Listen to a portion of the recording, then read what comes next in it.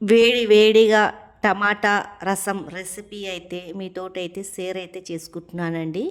ఈ టమాటా రసం వేడి వేడి అన్నం వెంబడి తింటే చాలా బాగుంటుంది. పిల్లలైనా పెద్దోళ్ళైనా చాలా మంచిగా అయితే తింటారండి. దీని వెంబడైతే ఆమ్లెట్ అయితే వేసుకొని తినాలా, చాలా బాగుంటుంది. సర్ది జలుబు ఏమన్నా ఉన్నా వెళ్ళిపోతుందండి. దీని ప్రాసెస్ ఎలా చేశానో చూపిస్తానండి.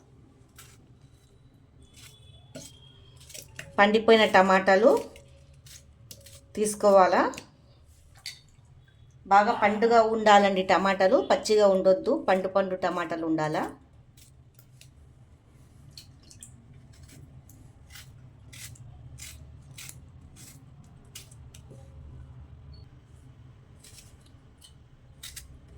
ఇలా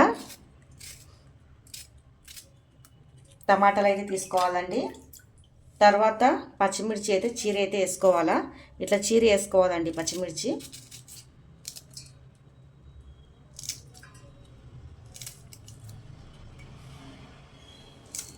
నేను ఒక 5-6 పచ్చిమిర్చి అయితే తీసుకున్నాను.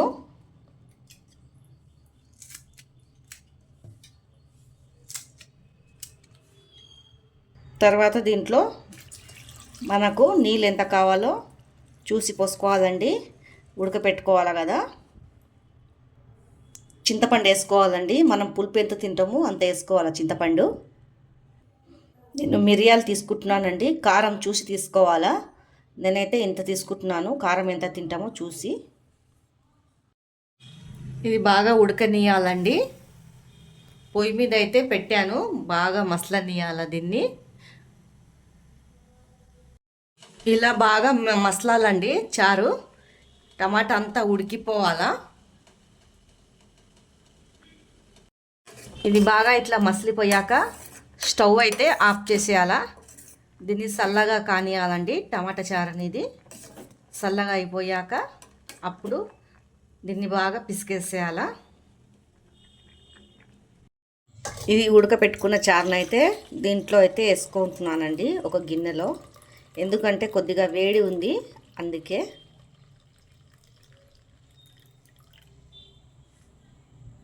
తర్వాత దాంట్లో కొద్దిగా నీళ్ళు వేసుకోవాలా. వేసేసుకొని చల్లగా అయిపోతుందండి. ఇవంతా గుజ్జు అయితే తీసేయాలా.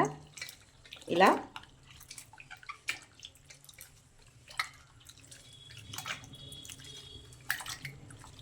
మనం చెయ్యితోటి ఇలా చేసుకుంటేనే మంచిగా వెళ్ళిపోతుందండి గుజ్జులా ఉన్నదంతా.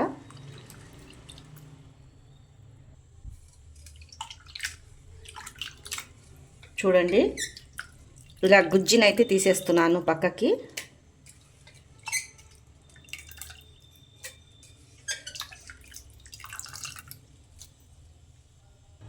తర్వాత ఇది తీసేసిన నీళ్ళు కూడా దీంట్లోనే వేసేయాలండి. నేనైతే కొద్దిగా ఇంకా నీళ్ళైతే పోసుకుంటున్నాను. మనకు రుచికి సరిపోయేంత సాల్ట్ వేసుకోవాలా. కొద్దిగా వేడి కానియాలండి ఈ రసంని. టేస్ట్ మాత్రం సూపర్ ఉంటుందండి వేడి వేడి అన్నంలో తింటే. ఇప్పుడు తాలింపుకి అయితే రెడీ అయితే చేసుకుంటానండి. కొద్దిగా వేడి కానియాలి. ఇది కొద్దిగా వేడి అయితే చాలండి. ఇప్పుడు తాలింపు వేసేసుకోవాలా. 2 టేబుల్ స్పూను నూనె అయితే పోసుకుంటున్నాను.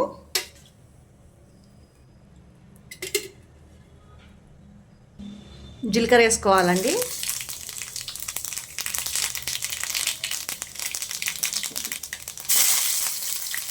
ఐదు ఎల్లిపాయలు దంచి వేసుకున్నాను.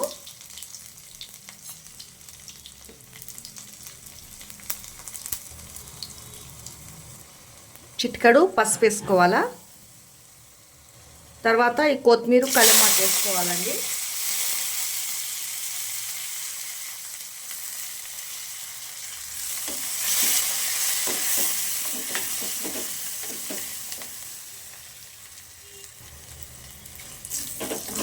కొద్దిగా ఫ్రై అయిపోయేలాగా పెట్టుకోవాలా.